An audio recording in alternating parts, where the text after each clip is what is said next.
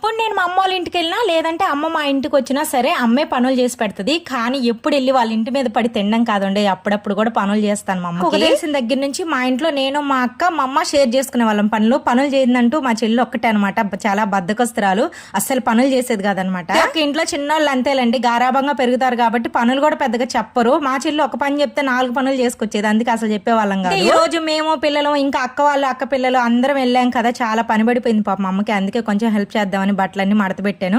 మా అమ్మ నేను అలిసిపోయానని చెప్పి వేడివేడిగా దోశలు వేసి ఇచ్చింది పాపం. ఇంటికి వచ్చినా సరే మా అమ్మ అసలు కామ్ గా ఉండదు అనమాట. నేను చేసుకోలేనని చెప్పి 1-2 సిజరెన్స్ పాపం లేలేదు, కూర్చోలేదని చెప్పి ఏదో ఒకటి చేస్తుంది మా అమ్మ పాపం.